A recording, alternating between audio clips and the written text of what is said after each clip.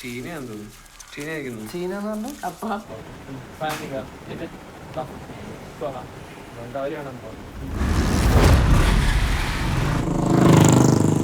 ഞാനിതുവരെ കവര് കണ്ടിട്ടില്ല.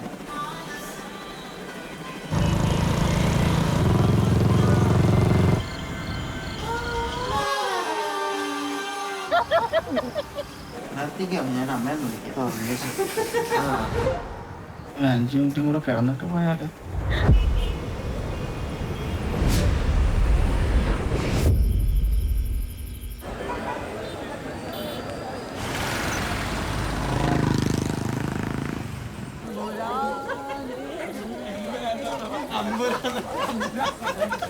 അമ്പുജാക്ഷൻ മറ്റേ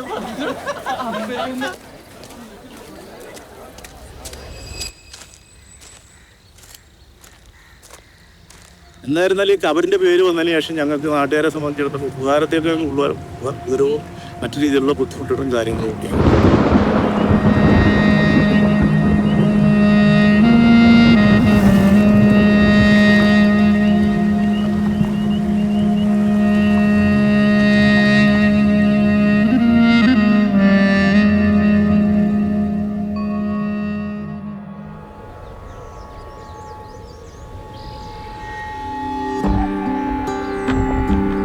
കുമ്പളങ്ങി എറണാകുളം ജില്ലയുടെ തെക്ക് പടിഞ്ഞാറേ മൂലയിൽ സ്ഥിതി ചെയ്യുന്ന ഒരു ഐലൻഡാണ്. ഇതിൻ്റെ മൊത്തം വിസ്തീർണം 15 സ്ക്വയർ കിലോമീറ്ററാണ്. മുഴുവനും വെള്ളത്താൽ ചുറ്റപ്പെട്ട് കിടക്കുന്ന ഒരു ദ്വീപാണിത്. ആ ദ്വീപിനോടനുബന്ധിച്ച് 2 ഉപദ്വീപുകളുണ്ട്, ആഞ്ഞിലിത്തറയും കല്ലഞ്ചേരിയും.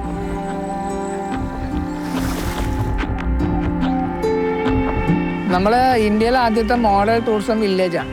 മോഡൽ ടൂറിസം എന്ന് പറഞ്ഞാൽ മറ്റ് ഗ്രാമങ്ങൾക്ക് മാതൃകയായിട്ടുള്ള ഒരു വില്ലേജ് ടൂറിസം. ഇപ്പോൾ കെ.വി. തോമസ് മാഷ്, പ്രൊഫസർ കെ.വി. തോമസ് നമ്മുടെ നാട്ടുകാരനാണ്, കുമ്പളങ്ങിയുടെ നാട്ടുകാരനാണ്. ഇപ്പോൾ 2000-2005 കാലഘട്ടത്തിലാണ് ഈ പ്രോജക്റ്റിൻ്റെ ആരംഭം. അന്ന് ഞാൻ പഞ്ചായത്ത് പ്രസിഡൻ്റാണ്. അപ്പോൾ അന്ന് പുള്ളി ടൂറിസം വകുപ്പ് മന്ത്രിയാണ്. അപ്പോൾ അദ്ദേഹം പല രാജ്യങ്ങളിലൊക്കെ പോയി പിന്നെ കുമ്പളങ്ങിയിൽ അതുപോലൊരു ടൂറിസം പദ്ധതി നടപ്പാക്കണം എന്നൊരു വലിയ ആഗ്രഹം അദ്ദേഹത്തിനുണ്ടായിരുന്നു. ഇവിടെ അന്ന് വരെ നമ്മുടെ മനസ്സിലൊക്കെ ഉണ്ടാകുന്ന ടൂറിസം എന്ന് പറഞ്ഞാൽ മൂന്നാർ, കോവളം, ഊട്ടി എന്നൊക്കെയാണ് ഉണ്ടായിരുന്നത്. പക്ഷേ ഈ ഗ്രാമം, അതായത് ആരും അറിയപ്പെടാത്തൊരു ഗ്രാമം, ഒരു വികസനവും ഇല്ല, പട്ടിക്കാട് പോലത്തെ സ്ഥലത്തിന് എങ്ങനെയാണ് ഇദ്ദേഹം ടൂറിസം എന്നതിനെ കുറിച്ചുള്ള സംശയം നമുക്കുണ്ടാകും.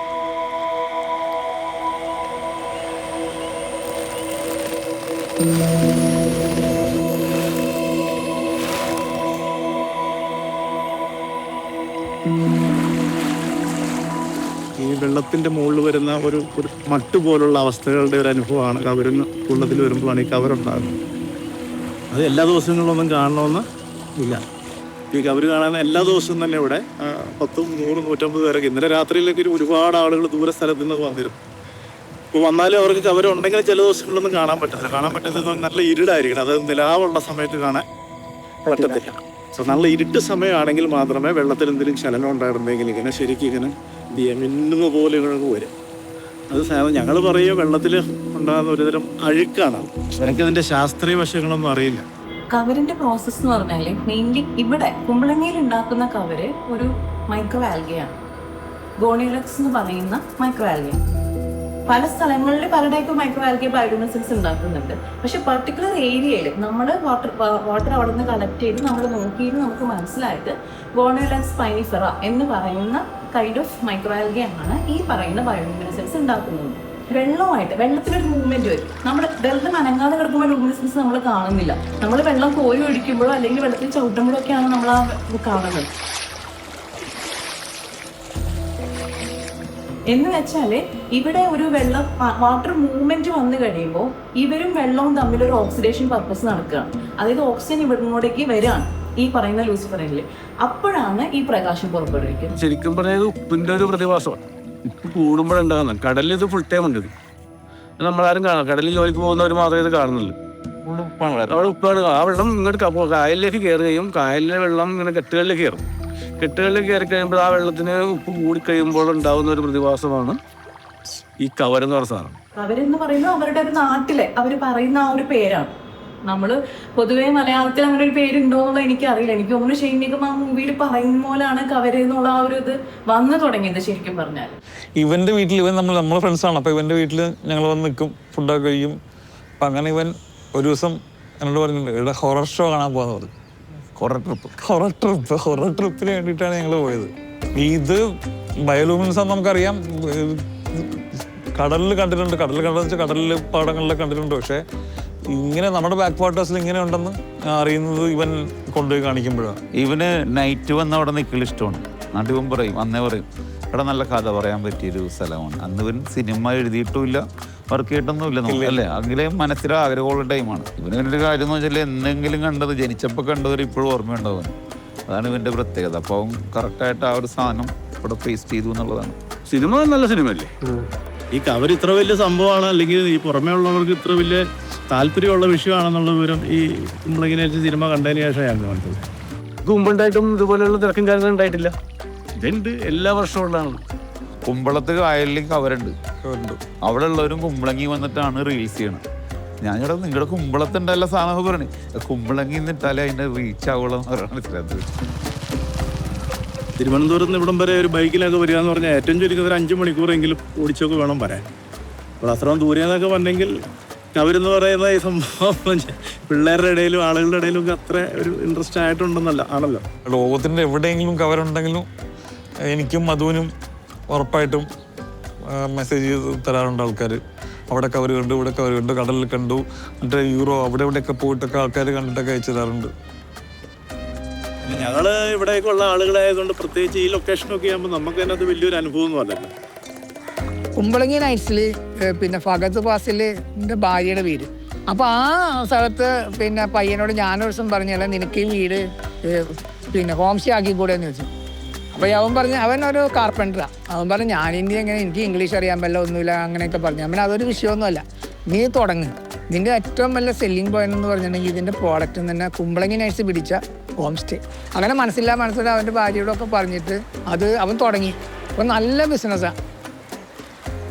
ഇവിടെ ആ കുമ്പളങ്ങ ഐസിലെ ആ തമിഴനും സൗബിനും കൂടി ഇരുന്ന് വെള്ളം അടിക്കുന്ന ദിവസം ഇവിടെ ഇരുന്നുണ്ടായിരുന്നു.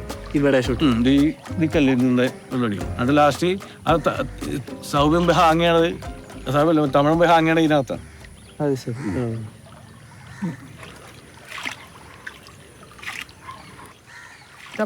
വണ്ടിയും വാലത്തെ കയറി അവിടെ നിന്നാട്ടെ പഴക്കൊന്നും പറഞ്ഞ് 1 കിലോ കപ്പക്ക് 1 പൈസ വേണമെങ്കിൽ വായോ ചേട്ടത്തിമാരെ. വല്യപ്പൻ തിന്ന കറങ്ങണ കപ്പ, വല്യമ്മ തിന്ന വീഴണ കപ്പ, കാലത്തെ കാപ്പിക്ക് കൂട്ടണ കപ്പ, ഉച്ചക്ക് കഞ്ഞിക്ക് വരകണ. എൻ്റെ വീട് കുറേ വിളക്കാണ്. ഇവിടെ കെട്ടി വന്ന പിന്നെ അതിൻ്റെ കെട്ടിയും അതുകൊണ്ട് മീശും മീനും കെട്ടി. അപ്പോൾ ഈ കവലിങ്ങാട് വന്നത് മീനൊക്കെ തീർച്ചയായും ഞങ്ങൾക്കത് ഒരു പ്രശ്നമല്ല. ഞങ്ങൾ അതൊക്കെ കണ്ട് അടുത്ത് കിടക്കേ.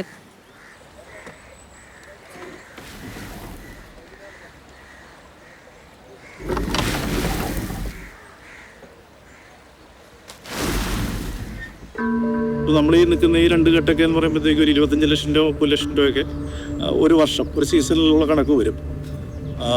പിന്നെ അതും ചെമ്മീനിടാനുള്ള പൈസ, പിന്നെ പണിക്കാരങ്ങൾക്ക് പൈസ എല്ലാം കൂടെ ആയിട്ട് പറഞ്ഞ വലിയ ഒരു 1 കോടി രൂപയോളം ചിലവുള്ളൊരു പരിപാടിയാണ്.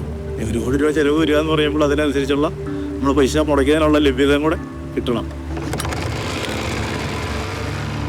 6 മണിക്ക് ഞങ്ങൾ ഇവിടുന്ന് സ്റ്റാർട്ട് ചെയ്താൽ ഞങ്ങൾക്ക് ഓരോരുത്തർക്ക് റെസ്റ്റ് ചെയ്യാനുള്ള സ്ഥലങ്ങളുണ്ട് അവിടെ ഇവിടെ ഇട്ടൊക്കെ. അപ്പോൾ ഞങ്ങൾ അതിനകത്ത് റെസ്റ്റ് ചെയ്യാൻ ഫുഡ് കഴിക്കും. അപ്പോൾ അങ്ങനെ ഞങ്ങളുടെ ജീവിതം എന്ന് പറഞ്ഞാൽ കൊതുകടിയും മഞ്ഞും മഴയൊക്കെ ഞങ്ങൾ ഇതെല്ലാം അനുഭവിക്കണം.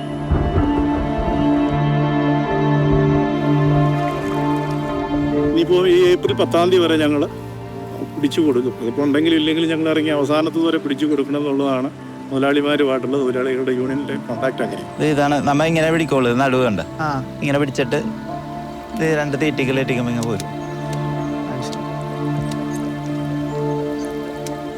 അപ്പം മോശമാണ്. സാധാരണ എന്ന് പറയുമ്പോൾ ചെമ്മീൻ മാത്രമല്ല, അതിന് ഇഷ്ടംപോലെ മീനൊക്കെ വളരുന്നതാണ്. ഈ വെള്ളത്തിൻ്റെ ദൂഷ്യം, ഈ കമ്പനികളിൽ നിന്നൊക്കെ വരുന്ന വെള്ളം മൊത്തത്തിൽ മത്സ്യകൃഷിയൊക്കെ ശരിക്കും എന്ത് ചെയ്തിട്ടുണ്ട്, ബാധിച്ചിട്ടുണ്ട്. ഇപ്പം ഞണ്ട് പിടിച്ചു കൊടുത്തിട്ടുണ്ടെങ്കിൽ ഞണ്ട്, അതായത് 1 കിലോ ഞണ്ടിന് 1000 രൂപ വില ഉണ്ടെന്ന് വിചാരിക്കുക. അങ്ങനെയാണെങ്കിൽ ഞങ്ങൾക്ക് 45%, അതായത് 450 രൂപ 1000 രൂപയ്ക്ക് വെച്ച് നമുക്ക് പെർസെൻറ്റേജ് കിട്ടും പിടിക്കുന്ന ഞങ്ങൾക്ക്. ടൈഗർ പ്രോൺസ് ഞങ്ങൾക്ക് 1 കിലോ പിടിച്ചു കൊടുത്താൽ ഈ വർഷത്തെ ഞങ്ങളുടെ എഗ്രിമെൻ്റ് എന്ന് പറഞ്ഞിട്ടുണ്ടെങ്കിൽ 190 രൂപയാണ്. 1 കിലോ ചെമ്മീൻ ഞങ്ങൾ പിടിച്ചു കൊടുത്താൽ 190 രൂപ വെച്ച് 1 കിലോ ചെമ്മീൻ ഞങ്ങൾക്ക് തരും. അതുപോലെ ടൈഗർ പ്രോൺസിൻ്റെ കൂട്ടത്തിൽ തന്നെ നമുക്ക് നാരൻ ചെമ്മീൻ എന്നൊക്കെ പറഞ്ഞ സാധനം കൂടെ ഉണ്ട്, അതിന് 130 രൂപ വെച്ച്. ഏപ്രിൽ 10-ാം തീയതി കംപ്ലീറ്റ് എന്ത് ചെയ്യണം, ഇവരുടെ പരിപാടി എല്ലാം ക്ലോസ് ചെയ്ത് ഇവരിവിടെ നിന്ന് പോകണം, കാലിയായി കൊടുക്കണം, പാടശേഖരത്തിന് ചെയ്യണം. പിന്നെ കൃഷിക്കും കാര്യത്തിനൊക്കെ ആയിട്ട് വെള്ളം ഇറക്കി കൃഷിക്കാർക്ക് കൃഷി ചെയ്യാനുള്ള ആ ഒരു രീതിക്കൊക്കെ ആക്കി കൊടുക്കണം.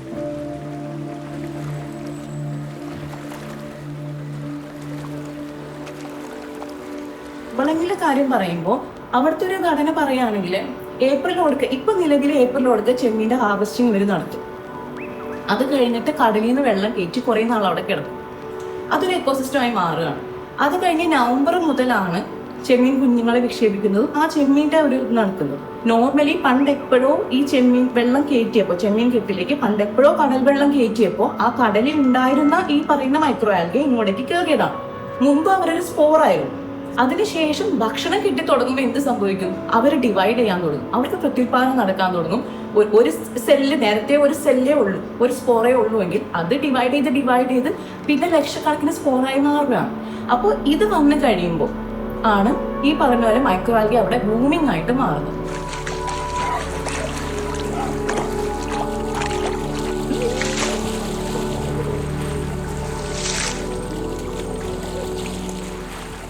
എന്നായിരുന്നാലും ഈ കബറിൻ്റെ പേര് വന്നതിന് ശേഷം ഞങ്ങൾക്ക് നാട്ടുകാരെ സംബന്ധിച്ചിടത്തോളം ഉപകാരത്തേക്ക് ഉപദ്രവവും മറ്റു രീതിയിലുള്ള ബുദ്ധിമുട്ടുകളും കാര്യങ്ങളും ഒക്കെയാണ്.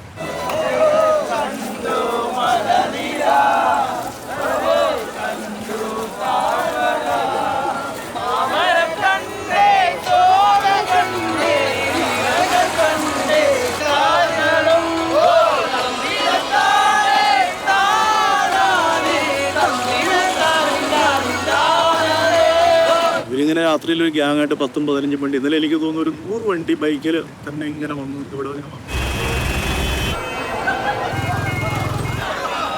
ഇവർ വരുന്നവരൊക്കെ എന്ന് പറയുമ്പോൾ ഈ രാത്രിയിൽ വരുന്നവർ, മദ്യം കഴിച്ചിട്ട് വരുന്നവരുണ്ട്, അല്ലാത്ത രീതിയിലുള്ള രാസവസ്തുക്കളും ഈ മയക്കുമരുന്ന് പോലുള്ള സംവിധാനങ്ങളൊക്കെ ഉപയോഗിച്ചിട്ട് വരുന്നുണ്ട്. എല്ലാവരും അല്ല, വളരെ ചുരുക്കമായിട്ടുള്ള ചില ആളുകൾ. അപ്പോൾ അവരോട് ഇവർ വന്നിട്ട് ഈ വെള്ളത്തിൽ ഇറങ്ങാൻ പിടിക്കുകയൊക്കെ ചെയ്യുമ്പോഴത്തേക്കും ചിലപ്പോൾ കാവൽ വാച്ച്മാന്മാർ പറയും അതിനെ പാടില്ലെന്നൊക്കെ പറഞ്ഞ് അപ്പോൾ പിന്നെ അവരുമായിട്ട് വഴക്കുണ്ടായി. ഇവിടുത്തെ 2 പേരെ അവർ ദേഹോദരം ഏൽപ്പിച്ചു, അവർ ഹോസ്പിറ്റലാവുകയൊക്കെ ചെയ്തായിരുന്നു. അങ്ങനെയുള്ള വിഷയങ്ങൾ വരുന്നുണ്ട്. എല്ലാവരും നമുക്ക് പറയാൻ പറ്റൂല, ചില സാമൂഹികതരെ അങ്ങനെ അതും കാണിക്കുന്നുണ്ട്. ഇപ്പോൾ കഴിഞ്ഞ വർഷമുള്ള പ്രശ്നം വെച്ചിട്ടുണ്ടെങ്കിൽ ഇതിപ്പോൾ കാണാൻ വേണ്ടിയിട്ട് ഈ ചില ലോഷനൊക്കെ ആളുകൾക്ക് കൈ കൊണ്ടുവരും, അതായത് ആസിഡ് അതും ഇതൊക്കെ ഉണ്ട്. ഇതിനകത്ത് അയക്കുമ്പോൾ ഈ ബാക്ടീരിയ വല്ലാണ്ട് അങ്ങോട്ട് ഇതാവും. അപ്പോൾ വല്ലാണ്ട് പ്രയാസപ്പെട്ട് ഈ കളർ പുറപ്പെടുവിക്കും. ഇതൊക്കെ കാണാൻ വേണ്ടിയിട്ട് ആളുകൾ വേറെ പല പണിത്തരങ്ങളൊക്കെ കണ്ടുപിടിക്കാൻ തുടങ്ങി. ആൾക്കാർ ഇങ്ങോട്ട് വന്ന് ഇവിടുന്ന് അങ്ങോട്ട് നിരന്ന് അങ്ങോട്ട് ഇരിക്കും.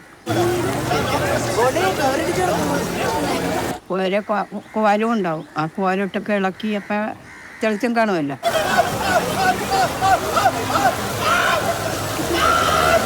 ഞങ്ങളിവിടെ വഞ്ചി കെട്ടുന്ന കഴുക്കോല് വരും, എല്ലാ ദിവസവും ഊരിൽ കൊണ്ടുപോകണേ.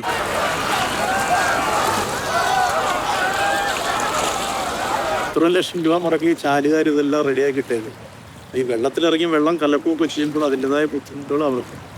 അപ്പോൾ അതുകൊണ്ടാണ് അവർ പറയുന്നത് ഇറങ്ങരുതെന്നൊക്കെ പറഞ്ഞാലും കല്ലെടുത്തെറിയും, വലിയ വടിയെടുത്താണ്. ഈ വെള്ളത്തിന് ചലനം ഉണ്ടായെങ്കിലേക്ക് അവർ കാണാൻ പറ്റും. ഇവർക്കറിയത്തില്ല ഇത് ഇത്രയും പൈസ മുടക്കി ഇട്ടേക്കണാണെന്നൊന്നും അറിയത്തില്ല. ഞങ്ങളുടെ ഈ കെട്ട് നടത്തിക്കൊണ്ടുപോകണമെങ്കിൽ 1.5 കോടി രൂപ വേണം. അത് ഈ വെള്ളത്തിൽ നിന്ന് കിട്ടണം, ഈ 1.5 കോടി രൂപ അയാൾക്ക് ഈ 6 മാസത്തിൽ, ഈ 6 മാസം കൊണ്ട് അയാൾക്ക് ഇത് കിട്ടണതിനകത്തുണ്ട്. ഇവിടെ മുതൽ ആ ഒരു അങ്ങേ അറ്റം വരെ എല്ലാവരും ഇതിൻ്റെ അകത്ത് കിടന്നിട്ട് കുളിക്കുകയും ചെയ്യും.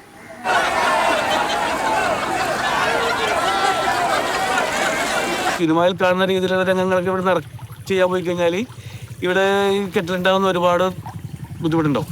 ഇപ്പോൾ ഞാൻ നേരത്തെ പറഞ്ഞ പോലെ തന്നെ ചെമ്മത്തിൻ്റെയും മീനിൻ്റെയും ഓക്സിജൻ നഷ്ടപ്പെടാൻ ചെളി കലങ്ങിയിട്ട് പലരോടും അങ്ങനെ ചെയ്യരുതെന്ന് പറയുമ്പോൾ പിന്നെ അതൊരു വഴക്കിനും മറ്റു കാര്യത്തിനും കാരണമാകാതിരിപ്പ് ഇടയാകാം. ചിലരൊക്കെ പോവും, ചിലരെയൊക്കെ ഞങ്ങൾ ഇച്ചിരി കർക്കശമായിട്ടൊക്കെ പറഞ്ഞ് പാടില്ലെന്നൊക്കെ പറയും. അപ്പോൾ ചിലരൊക്കെ പോവും, ചിലർ വഴക്ക് രീതിയിലൊക്കെ പോയി. ഇപ്പോഴത്തെ മറ്റേ യൂത്തിനെ നമുക്കറിയാമല്ലോ. ഇത് എന്തെങ്കിലുമൊക്കെ ഇങ്ങനെ പറയും.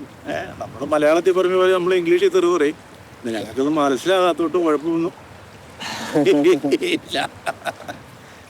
ശരിക്കും പറഞ്ഞാൽ ഇത്രയും വന്നൊരു ഉത്സവത്തിനെ നന്നായിട്ട് പഞ്ചായത്തോ അധികൃതരോ ട്രീറ്റ് ചെയ്തില്ല എന്നുള്ളതാണ് ഏറ്റവും വലിയ പോരായിട്ട് തോന്നുന്നത്. അപ്പോൾ എനിക്കറിയാവുന്ന അധികാരികളോട് പറഞ്ഞപ്പോഴത്തേക്ക് അങ്ങനെ ഒരു പ്ലാനിങ് ഉണ്ട്, അടുത്ത വർഷം ചെയ്യുമെന്ന് പറഞ്ഞാലും ഇതേവരെ നടന്നിട്ടില്ല എന്നുള്ളത്. ടൂറിസത്തിന് ഒരു ഇമ്പോർട്ടൻസ് ഈ കവരിനും അവിടെ ഉണ്ട്.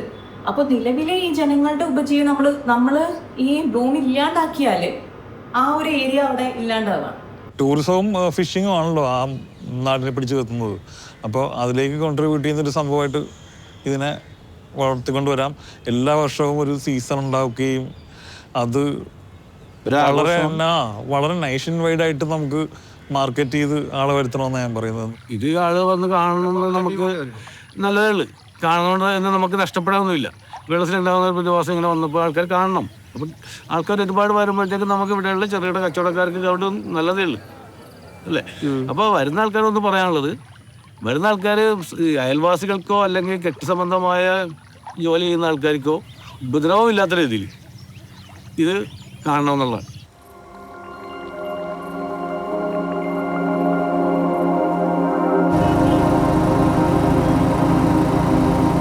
ഇതിൽ ആലോചിക്കേണ്ട ഒരു കാര്യം എന്ന് പറയുന്നത് അവിടെ ലോക്കൽസ് ആരും അതിൽ ഇറങ്ങാറില്ല എന്നുള്ളത്.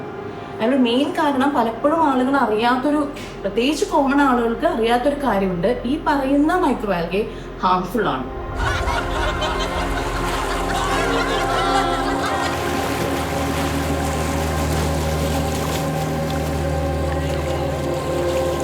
ആൽഗൽ ബ്ലൂംസ് പല കാറ്റഗറി ഉണ്ട്. നല്ല ആൽഗൽ ബ്ലൂംസ് ഉണ്ട്, ടോക്സിക് ആയിട്ടുള്ള ആൽഗൽ ബ്ലൂംസ് ഉണ്ട്. ഇതിലെ ഹാർംഫുൾ ആൽഗൽ ബ്ലൂംസ് HAB ഹാബ് എന്ന് പറയുന്ന കാറ്റഗറിയിലാണ് നമ്മൾ ഈ പറയുന്ന ബ്ലൂമിനെ രേഖപ്പെടുത്തിയിരിക്കുന്നത്.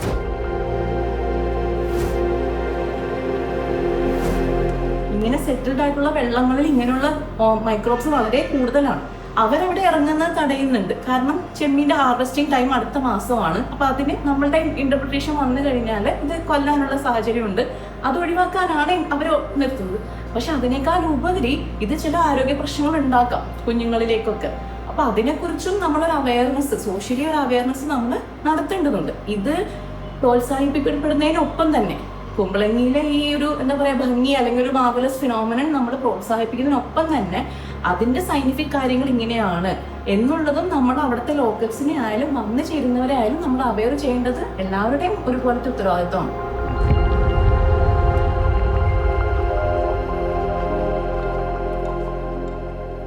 എവിടെ നിന്ന് വന്നു ഞാൻ, എവിടേക്കു പോണു ഞാൻ, വിളക്കുമരമേ വിളക്കുമരമേ വെളിച്ചമുണ്ടോ, കയ്യിൽ വെളിച്ചമുണ്ടോ, പാമ്പുകൾക്കുമാളമുണ്ടു, പറവകൾക്കാകാശമുണ്ടു, മനുഷ്യപുത്രന് തല ചായ്ക്കാൻ മണ്ണിലിടമില്ല,